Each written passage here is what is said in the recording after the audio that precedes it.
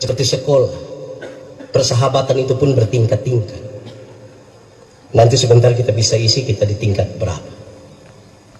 Yang paling rendah TK.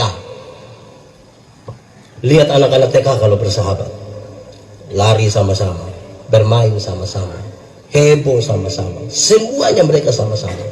Tapi kalau sebentar kita tanya, Adi, itu Adi pun teman? Iya. Dia pun nama siapa? Tahu? Itu anak TK. Sama-sama tapi tidak saling kenal satu dengan yang lain. Orang dewasa ada seperti itu kok tidak? Banyak. Apalagi kalau di akun Facebook ada 2. Apalagi kalau satu nama asli, satu nama palsu. Di dunia maya mereka kelihatan akrab sekali, saling like, saling komen. Tapi di dunia nyata biar duduk bersebelahan sama seperti tidak saling kenal satu dengan yang lain. Di Rote ada yang begitu? Oh ada. Itu TK, itu tingkatan. SD, coba lihat anak-anak SD kalau bersahabat, nama sudah kenal. Kalau di kampung ke sekolah sama-sama, pulang juga sama-sama, ke kantin sama-sama, semua mereka sama-sama. Tapi jangan coba-coba buat salah dia. Berani buat salah dia pakai bahasa Kupang, dia akan bilang, terus pulang beta penggula-gula.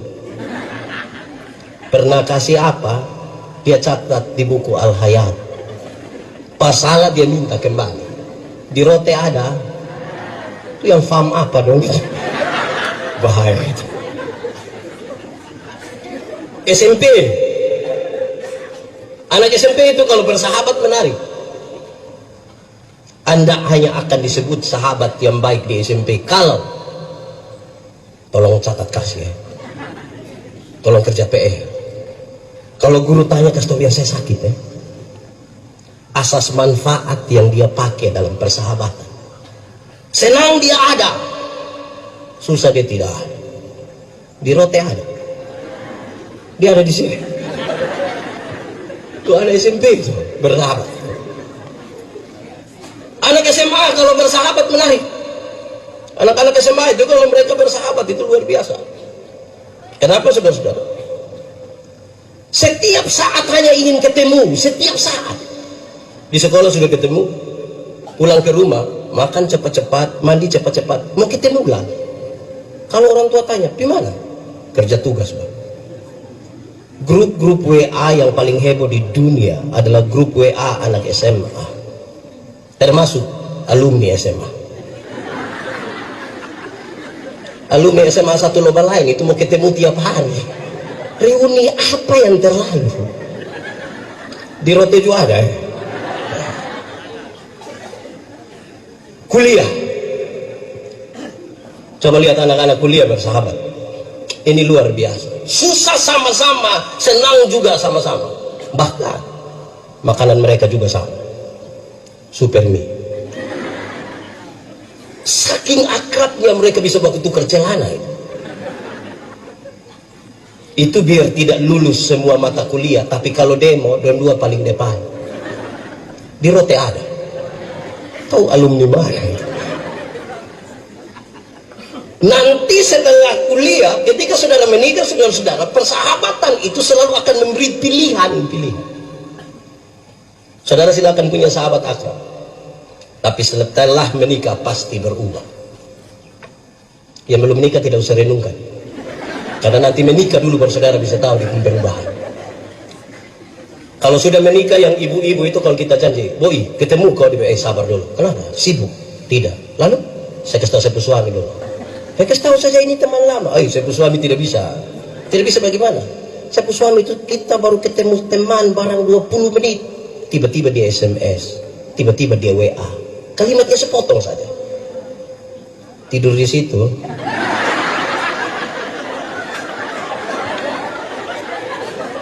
Betul kok ibu-ibu? Ya. Masalah itu ya. Kami yang bapak-bapak juga sama. Kalau sudah menikah itu, kalau teman-teman janji, Pak ketemu kok, tunggu dulu. Sibuk? Tidak. Lalu saya kasih tahu istri. Takut istri? Tidak. Kami hargai istri lah. Terus saya mau kasih tahu, Mama, saya ketemu teman dulu. Siapa? Kawan. Cepat ya. Kami baru ketemu 20 menit, tiba-tiba HP bunyi. Ibu yang telepon. Mau ambil, salah. Tidak ambil. Tahu juga ya? Tidak ambil lebih salah. Kalau sampai ambil, ibu hanya ucapkan 3 suku kata. Pas kita ambil, ibu langsung bilang, itu cek posisi. Belum kasih tahu tempat, ibu langsung bilang, deng. Siapa tahu ada mantan di situ. Pas kita sebut nama, ibu langsung bilang, oh, tutup. Hanya 3 suku kata, kalau masih ingat silakan. Deng, oh. Tapi itu kekuatannya sama dengan bersedia, siap, ya. Tidak pulang, itu masalah. Saudara, yang paling tinggi itu ini. Yang paling tinggi itu. Hiduplah sebagai sahabat bagi semua orang. Kenapa? Karena untuk menjadi sahabat dengan semua orang, saudara harus selesai dengan dirimu. Kalau belum selesai dengan dirimu, saudara belum bisa menjadi sahabat bagi semua orang. Kalau masih tukang tersinggung, jangan bersahabat dengan semua orang. Kalau masih suka makan puji, di roti ada. Oh, itu sulit bersahabat dengan semua orang. Kalau masih suka iri hati, sulit. Iri hati, iya. Lebih baik saya rugi, asal engkau rugi lebih banyak, daripada saya untung tapi engkau untung lebih banyak. Hai, terlalu ribet lah. Saya pakai contoh saja. Ada 2 orang yang tukang iri hati, orang 2 berdoa kepada Tuhan. Karena Tuhan tahu mereka tukang iri hati, Tuhan kirim malaikat bicara dengan mereka. Malaikat bilang, kamu 2 biasa iri hati, jadi Tuhan bilang hanya 1 yang boleh berdoa, yang 1 tidak usah. Tapi yang berdoa ini dia minta apa? Yang tidak berdoa akan dapat 2 kali lipat. Kamu 2 siapa berani? Woi, kami 2 sama-sama tidak berani. Akhirnya saya dan Pak Sekda, kami 2 sama-sama tarik loh. Saya yang dapat kesempatan berdoa. Saya pikiran ini. Kalau saya minta kaya, Pak Sekda lebih kaya, kan saya pikiran. Akhirnya saya berdoa, Tuhan, kasih saya mata buta 1 Tuhan. Kalau saya mata buta 1, Pak Sekda buta berapa?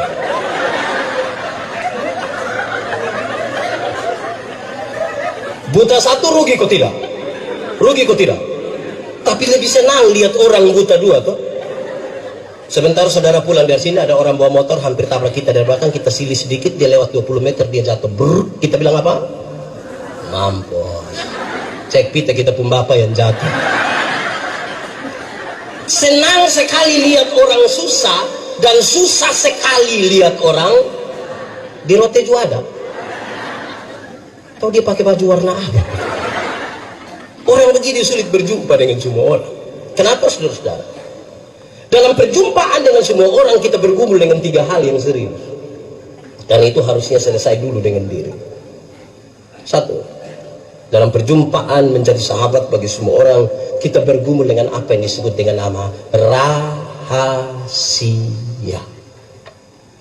Saudara, kalau masih ada sahabat sampai hari ini, akrab, pasti saudara punya rahasia. Istri tidak tahu, suami tidak tahu, tapi sahabat tahu.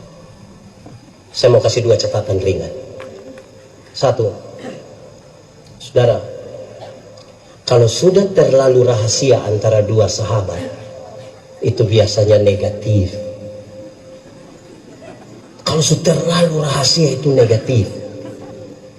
Apalagi kalau duduk sama-sama istri, suami, tiba-tiba ada yang telepon, dia sengaja bangun, pindah sedikit, baru dia bilang, halo.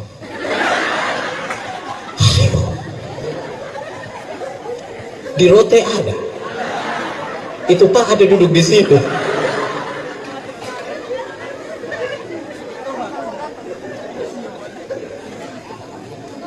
Kedua, saudara-saudara, saya ingin sampaikan kepada saudara bahwa menjaga rahasia itu susahnya minta ampun.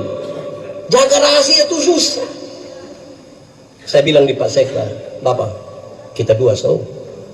Pak Sekda kasih tahu 1 kali, kita 2 selalu. Itu pegawai kasih tahu dia kawan ya, kita dan kita saya. Lama-lama satu rotendau tahu. Hati-hati deh rahasia. Saudara, apalagi kalau sahabat kita tidak bisa jaga rahasia. Saya lihat ibu-ibu ini cantik sekali, pakai pakaian hari ini, megah, enak dilihat. Terus kalau berdiri di muka terus kita bilang, cantik ya, modis, bagus. Kalau sahabatnya ada di sebelah dan tidak bisa jaga rahasia, dia bilang, saya lihat begitu. Kenapa? Belum lunas.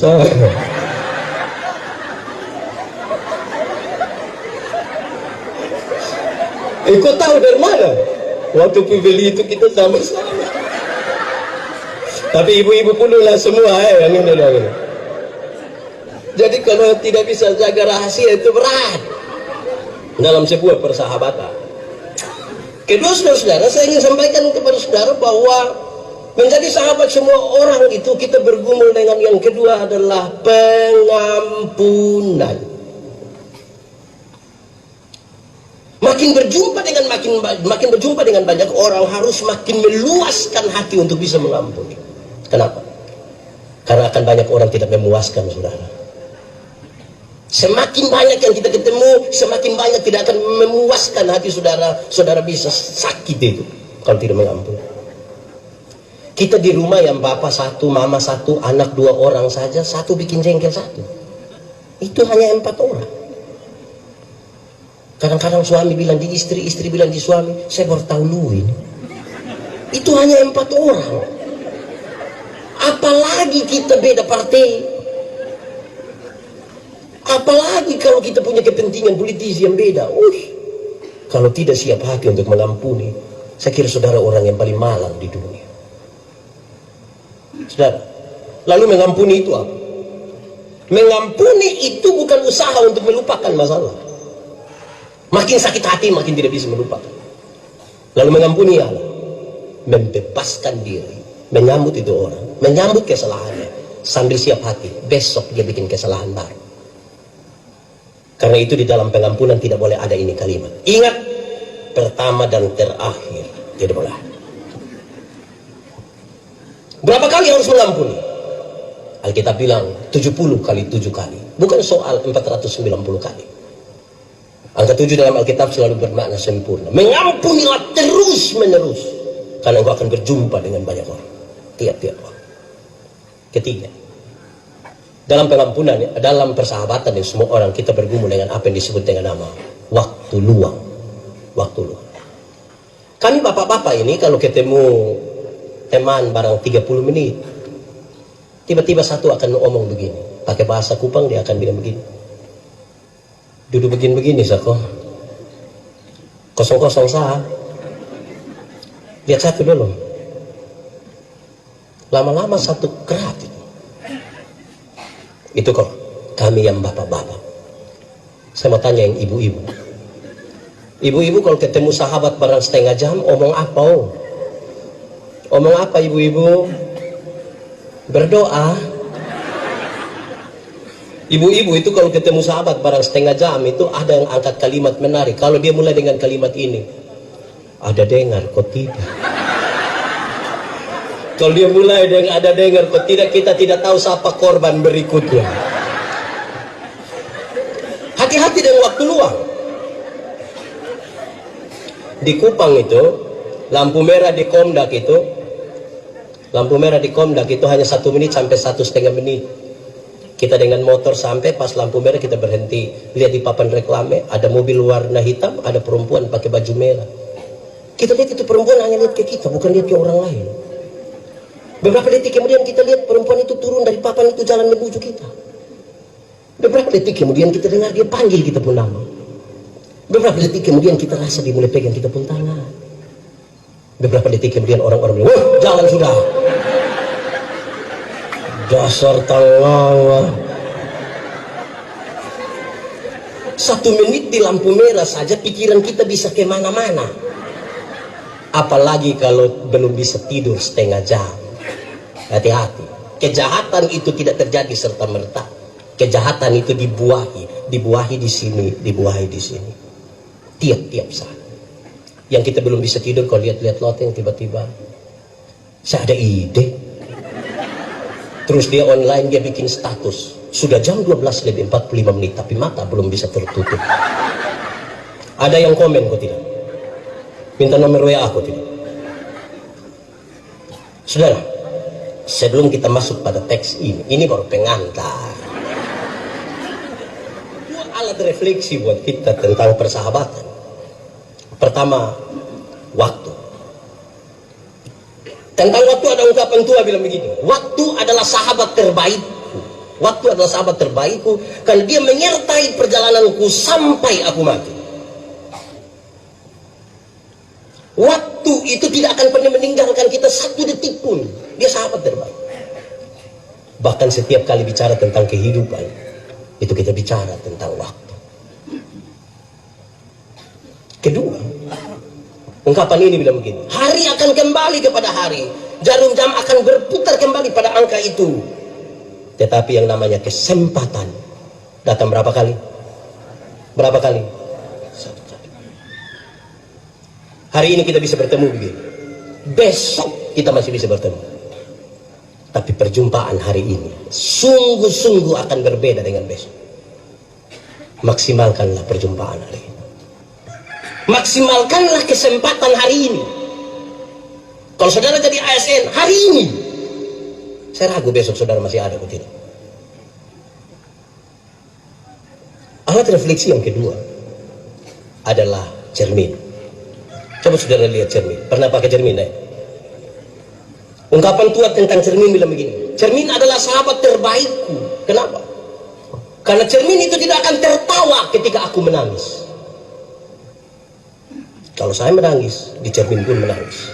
Kalau saya tertawa, di cermin pun dia sahabat terbaik.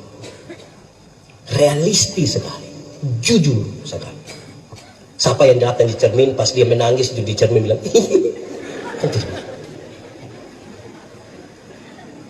yang kedua, ungkapan tua bilang begini, cermin itu dapat memantulkan bayangan diri, tapi isi hati tidak diketahui oleh cermin. Cermin memantulkan bayangan diri, tapi isi hati tidak diketahui oleh cermin. Kritiknya ialah berapa kali kita berjumpa dalam kepalsuan, berapa kali kita tipu. Sebenarnya kita tidak suka dia, tapi ketemu dia sangat karena itu saya ingin katakan, tidak semua senyum tulus. Tidak semua senyum tulus. Ada yang palsu. Kita datang, kita bilang slow, terus slow, kita lewat pada di rote juga ada. Siapa pu istri? Tapi yang menarik yang ketiga, orang datang bercermin, dia melihat dirinya. Pertama dia hanya melihat diri, tapi kemudian seolah-olah tangannya diperintah melakukan sesuatu. Begini kah? Begini kah? Makin banyak bercermin, makin harusnya lebih rapi, lebih baik. Tapi saya berkhotbah di banyak tempat. Biasa habis khotbah beberapa orang datang, selamat Pak Pendeta, terima kasih. Khotbah tadi pas. Saya tanya, pas deh kan? Pas dan dia, bah. Itu bukan cermin. Itu kaca spion. Kalau cermin orang lebih banyak melihat diri, amin kok. Tapi kalau kaca spion lebih banyak melihat siapa? Saya tidak tahu di rote ini kita lebih banyak pakai apa. Cermin kok kaca spion. Saudara yang bilang, oh. Saudara, lalu teks ini bilang begini, kamu adalah sahabatku jikalau kamu melakukan apa yang kuperintahkan kepadamu. Oh itu serius. Oke lah jadi sahabat. Tapi sahabat di dalam nama Tuhan itu melakukan sesuatu yang Tuhan mau. Ada banyak juga persahabatan tapi tidak melakukan yang Tuhan mau. Banyak orang terprovokasi karena sebuah persahabatan. Banyak orang menjatuhkan dirinya karena persahabatan. Persahabatan yang melakukan kehendak Allah disebut sahabat. Persahabatan yang tidak melakukan kehendak Allah dia pun nama komplotan. Yang melakukan kehendak Allah itu urusannya dengan Tuhan. Yang komplotan itu urusannya dengan Pak Kapolres. Saya ingin pakai contoh. Contoh ini saya bicara di mana-mana, tapi biar menolong kita memahami teks ini. Yohanes 14 ayat 12 dia bilang begini, barang siapa percaya kepadaku, melakukan pekerjaan yang aku lakukan.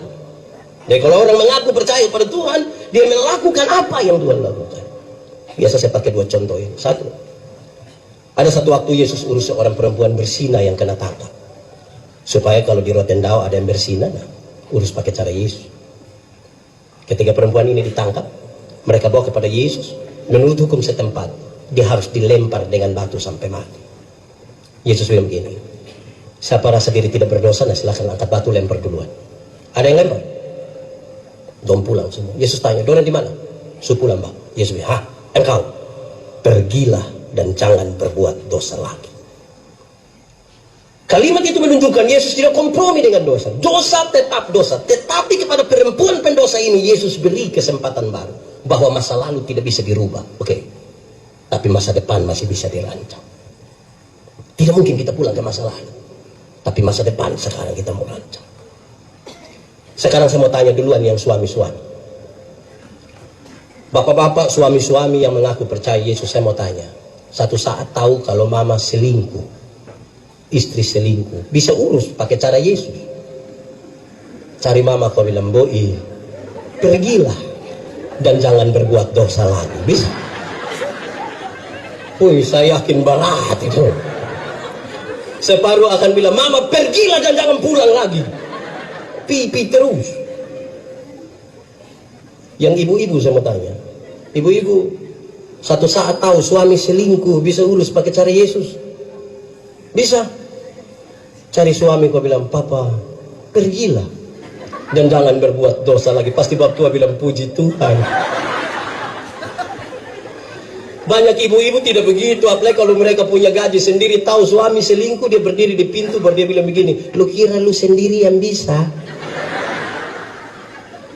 Jangan lihat umur 40 tahun begini bapak, tapi berapa yang kecewa.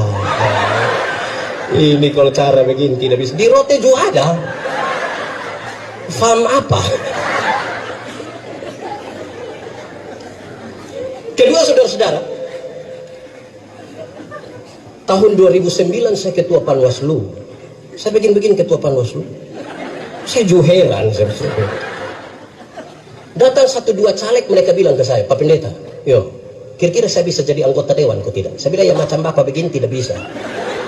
Kok Pendeta yakin sekali? Oh, saya yakin. Kenapa? Bapak ini minta tolong jadi penatua diaken di gereja yang hanya urus 20 kakak. Saya bapak tidak mau. Tapi bapak mau urus kami semua, saya yakin tidak jahat. Habis pemilu ternyata dia tidak terpilih. Dia datang cari saya, Pak Pendeta, yo, ternyata bapak mulut panas betul. Saya bilang, ini bukan soal mulut panas, Anda yang tidak terbiasa setia pada perkara-perkara yang kecil. Satu saat Yesus urus orang bertengkar, baku rampas jabatan. Yakobus bilang dia, Petrus bilang dia, Andreas bilang dia. Yesus tidak marah, jabatan itu kebutuhan. Prosesnya menjadi penting. Yesus ambil suatu anak kecil, taruh di antara mereka. Terus Yesus bilang begini, barang siapa mau menjadi yang terbesar di antara kamu, hendaklah dia menjadi yang selesai. Tidak pakai pendekatan dengan sekda. Tidak pakai bawa ayam. Bukan mau pemilu baru datang kau bilang kita dua saudara. Wah, saudara apa muka beda? Setia dulu pada perkara-perkara yang kecil, saudara. Lakukanlah, tanggung jawab. Tadi saya kira ikrar itu bagus sekali. Kecil, sederhana, tapi punya nilai. Saya mau tanya saudara, boleh jawab. Kalau dapat uang 1 miliar ini hari kira-kira buat apa? Dapat uang 1 miliar kira-kira buat apa? Kasih orang susah atau tidak? Saya rasa saudara berat sekali. Saya kalau dapat uang 1 miliar ini hari, semuanya saya kasih orang susah. Saya semuanya saya kasih. Nanti pendeta dapat apa? Nanti baru menghayal lah ya. Saudara, ini baru menghayal, saya susah kikir. Baru menghayal ini. Uang belum ada ini. Baru menghayal, saudara susah kikir begini. Saya yakin saudara nanti susah ini. Tidak susah jadi orang kaya ini. Belajar setia dulu pada hal-hal kecil. Saudara kalau tidak menyelesaikan hal-hal kecil dalam hidupmu, perjumpaan dengan orang lain itu saudara sebuah kemustahilan.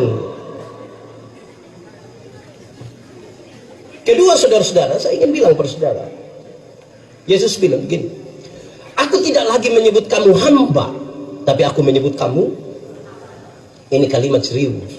Kenapa? Di zaman itu hamba itu kelasnya sama persis dengan binatang peliharaan. Bahkan nasib dari binatang peliharaan jauh lebih baik dari nasib para hamba. Binatang peliharaan itu kalau sakit dorang bawa untuk rawat, tapi kalau hamba sakit mereka biarkan, mau mati itu tidak apa-apa. Yesus menyatakan kalimat, aku tidak lagi menyebut kamu hamba, tapi aku menyebut kamu sahabat. Ini sebuah makna simbolik yang baik sekali untuk menjelaskan dalam sebanyak sekali pertanyaan, kenapa Yesus lahir di kandang. Dia turun serendah-rendahnya di kandang, menjemput manusia dalam kategori binatang untuk mengangkat mereka menjadi sahabat. Persahabatan itu mengangkat, bukan menjatuhkan. Membuat sukses sebuah persahabatan. Dan karena itu saudara-saudara, kalimat ini menjadi serius. Untuk menegur kesalahanmu, aku tidak harus menjadi musuh. Tidak usah. Saudara mau oposisi silahkan, tapi persahabatan jauh lebih kuat dari itu. Karena seorang sahabat akan ada di setiap waktu, menegur sekalipun. Saudara-saudara, lalu kita bergumul dengan hal-hal ini. Ternyata untuk sebuah persahabatan, orang harus berani menerima perbedaan-perbedaan. Kalau tidak mampu menerima perbedaan-perbedaan, saudara, sulit membangun urusan dengan semua orang. Kenapa? Ketika Tuhan menciptakan manusia laki-laki dan perempuan, Dia tidak saja membedakan mereka atas jenis kelamin saja, tidak. Tapi ada beberapa pola yang sengaja dibiarkan untuk manusia mengelolanya menjadi sebuah sukacita. Satu, soal pola berpikir. Kami yang bapak-bapak ini, yang suami-suami ini cenderung lebih banyak berpikir yang masuk akal saja. Makanya yang bapak-bapak kalau bicara selalu bilang begini, saya pikir.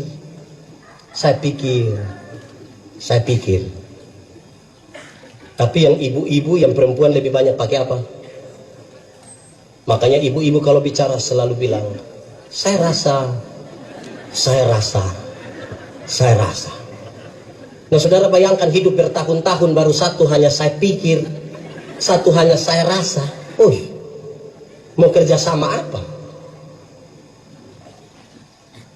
Hidup yang maju itu saudara-saudara, hari ini kalau kita mensyukuri 1 tahun kepemimpinan bupati, wakil bupati, dengan semua ornamen di kabupaten ini, harus salah satu bagian refleksi kita adalah apakah kita mampu untuk mengelola apa yang dipikirkan dan apa yang dirasa atau tidak, menjembataninya dengan baik.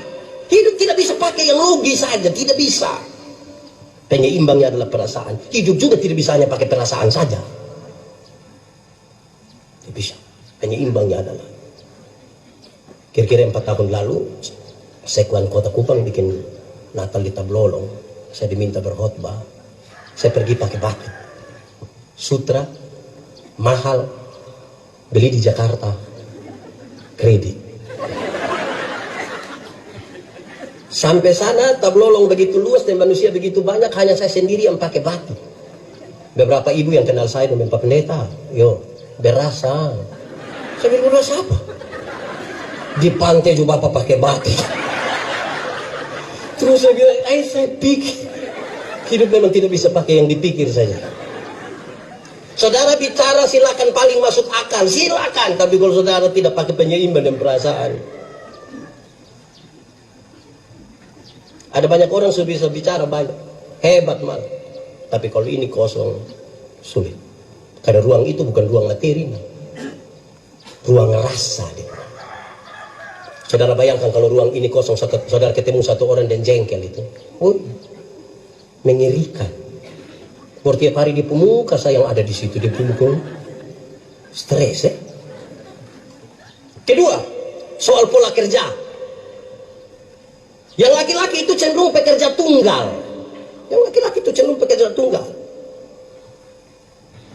Kami yang bapak-bapak ini hanya pergi ke kantor saja. Tapi kalau kami pulang, kami kira kami sekerja seluruh dunia dan segala isinya. Kalau bapak-bapak itu sempat koko adimea barang 1 jam, dia rasa kepun berjasa. Istri pulang dia bilang, mama tolong gendong ade dulu. Papa gimana? Saya pilih teman dong. Kok kasih kita sendiri? Ikut tadi saya suka kok ade tuh 1 jam. Karena polanya tunggu. Beda dengan ibu-ibu.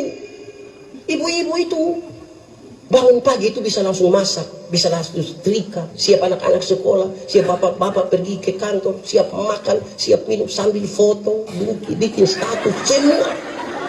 Saya kadang-kadang pusing, dong buntangan berapa?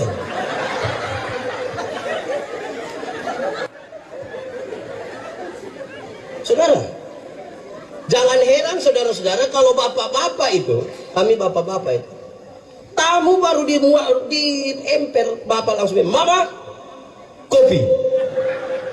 Padahal kopi tidak ada. Sebentar tamu pulang, mama bilang, papa, lain kali itu kalau mau tanya, mau suruh begitu, nak cek dulu kopi kok tidak. Terus bapak bilang, kok yang itu hari saya sudah beli itu 6 bulan lalu. Karena polanya tunggal, dia kira 1 kali beli itu untuk seumur hidup. Pola ini untuk dikelola. Jadi Tuhan kasih beda-beda tuh baik. Jangan tak ceke dengan itu perbedaan. Saudara, kalau ada acara begini, ketua panitianya bapak-bapak, jangan telepon yang panitia, ketua panitia, jangan. Kalau kita di luar terus telepon yang ketua panitia, bapak, tuh ke mana? Pasti dia pun kalimat bilang, aman. Pasti bilang aman. Nanti pas bilang aman, baru ibu-ibu bilang, aman apa?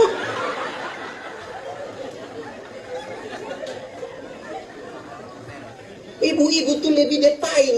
Kita kira kalau buat habis tank semua sudah aman. Kerjaan masih banyak. Jadi jangan bicara sesuatu yang logis, kemudian kita kira persoalan selesai. Yang detail belum. Yang detail belum. Detail itu serius. Ketiga, soal komunikasi. Laki-laki itu cenderung pendiam.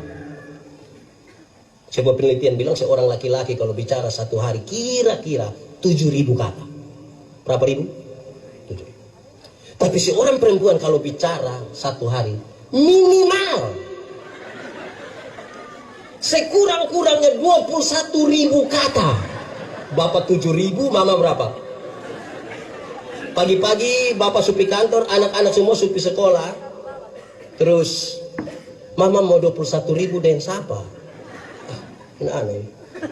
Makasih. Bapak biasa pulang kantor jam berapa? Jam 2. Mama rencana mau kasih keluar yang 3.000. Mama sambut di pintu. Mama bilang, "Pa." Terus bapak bilang, "Hah? Di kantor tadi baik." Terus papa bilang, "Lu kepala kantor." Kalau pola komunikasi kita macam begini, saudara-saudara, jangan heran kalau satu saat ketika kita pulang itu mama ada di tetangga dong sambil tede-tede kutu itu kasih habis yang 21.000. Menara Babel itu tidak selesai dibangun bukan karena kurang uang, bukan karena kurang materi, bukan karena kurang tenaga kerja, hanya karena terputusnya komunikasi di antara mereka. Kalau saudara tidak mampu membangun komunikasi yang baik, saudara bukan sahabat yang baik, saudara lawan. Saudara hanya sekedar mencari-cari kesalahan. Tempat terbaik adalah apa? Pesta, meja makan, acara seperti ini. Duduklah bersama-sama. Rumah tangga tuh kalau duduk bersama-sama tuh menari. Di meja makan bapak tanya mama, "Mama, yuk, kenapa ini sayur garam semua?" Terus mama bilang, "Aduh pak, minta maaf, saya terlalu ingat papa tadi. Jadi saya kira papa garam nih yang saya angkat taruh-taruh." Yang penting komunikasi itu, jangan. Di meja makan itulah kesempatan tanya yang anak-anak, tanya yang laki-laki. Laki-laki, di sekolah tadi dapat berapa?" "Saya dapat 9 bapak." "Lu sama kayak lu pembakar." Tanya yang nona, "Nona, di sekolah dapat berapa kan?" "Aduh bapak, matematika susah kok, saya dapat 3 bapak." "Aduh, lu sama kayak lu pemama pun keluar." Tapi komunikasi itu menjadi penting. Saya bayangkan kalau kerja dari berbagai-bagai dinas segala macam yang ada di kabupaten bersama-sama dengan ini anggota dewan, kalau komunikasinya buruk, saudara membangun apa di Rotendao? Pilihlah kalimat-kalimat yang positif dengan maksud yang positif untuk komunikasi. Pilihlah kalimat-kalimat yang positif dengan maksud yang positif, karena semua kalimat positif itu belum tentu maksud baik. Kalau istri gue juga kita bilang, mama sayang dari mana? Saya di sini. Maksudnya kok dari jauh saya kelihatan. Kalimat positif, maksudnya juga tidak baik. Masa kok dari jauh saya kelihatan? Lu maksud apa? Keempat, saudara-saudara, soal pola ingatan. Pola ingatan. Laki-laki itu cenderung cepat lupa. Laki-laki cenderung cepat lupa. Baru kunci mobil begini, tak, jalan 30 langkah terus bilang, tahu saya kunci kok belum. Dia kembali kunci ulang. Karena polanya cepat lupa. Makanya ibu-ibu kami minta maaf. Kan bapak-bapak ini kalau di luar rumah kami lupa kalau kami ada istri.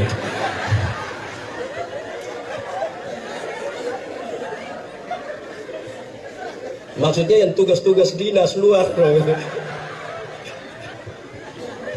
Kadang-kadang maksudnya kami cerita dengan kawan dong sampai lupa kalau mama ada tunggu di rumah. Jangan terlalu negatif juga lah. Itu beda dengan ibu-ibu. Ibu-ibu itu ingatannya tajam sekali, setajam silet. Ibu-ibu itu kalau ada suami bilang begini, orang ke saya tidak pernah marah saya pu istri, pasti yang protes dia pu istri. Tidak pernah apa? Terus kita bilang, mama ya memang tidak pernah. Mantu bilang, pernah. Yang mana? Yang itu hari. Itu hari mana? Yang tahun 1900 itu dia omong. Jangan coba-coba bikin salah-salah deh ibu-ibu. Jangan coba-coba pinjam dia pun Tupperware. Dia ingat itu goresan berapa itu dia tahu. Yang pernah jadi anak-anak, pegawai muda dong saya mau tanya, pernah jadi anak-anak saya mau tanya, pernah periksa papa dan mama pun pakaian dinas ke tidak? Pernah kok? Kalau periksa saku-saku dinas itu saya mau tanya, yang paling dapat uang paling sering kita dapat uang itu di bapak pun pakaian dinas atau mama punya?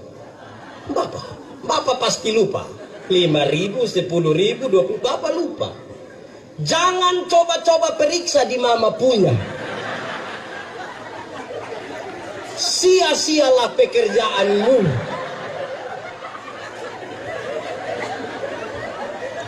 Dalam hal ini mama-mama pakai ayat Alkitab. Di mana hartamu berada, di situ juga hati. Saudara, lalu bagaimana sekarang kita mengelola perbedaan yang sengaja dibiarkan? Saya suka bilang di mana-mana, saudara. Kelolalah perbedaan itu seperti makan kolak. Tahu kolak? Pernah makan kolak? Nah, kolak terdiri dari apa? Dari apa? Ubi, pisang, santan, gula. Sejadi dia nama kolak. Waktu sejadi kolak kita makan pisang masih rasa pisang kok tidak? Masih. Tapi ada cita rasa baru yang ditambahkan sebagai bagian dari sebuah kebersamaan. Tidak ada upaya untuk saling menghilangkan satu dengan yang lain, tapi bisa berkumpul bersama-sama di satu tempat yang bernama panci. Bukan saya mau makan kolak, nah saya makan ubi di sana. Habis pindah makan pisang di sana. Pindah lagi minum santan di sana. Baru terakhir datang duduk di atas kompor di sini.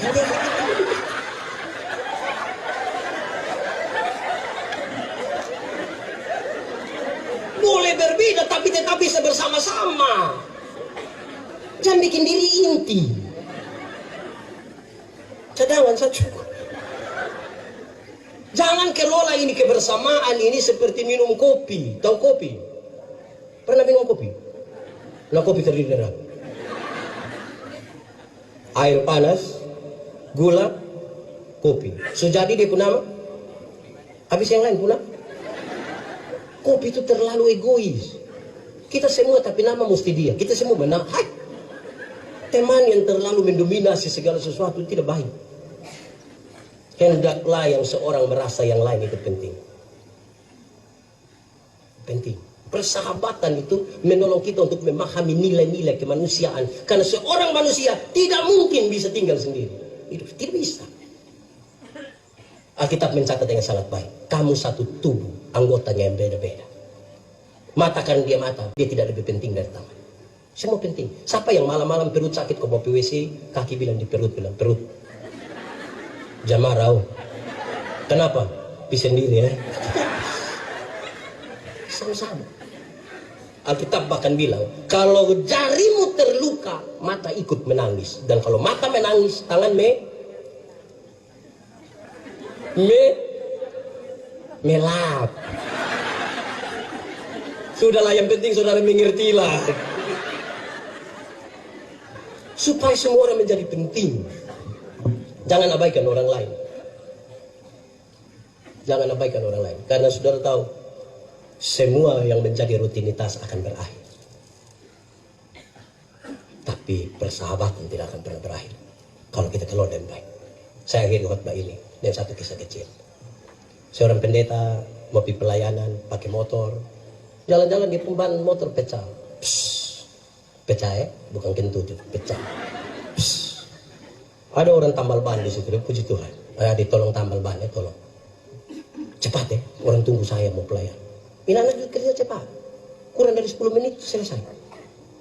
Bapak sudah. Oke baik, terima kasih adik. Oh, saya jalan, orang tunggu saya. Baru jalan 10 meter, ban pecah lagi. Pendeta ini marah.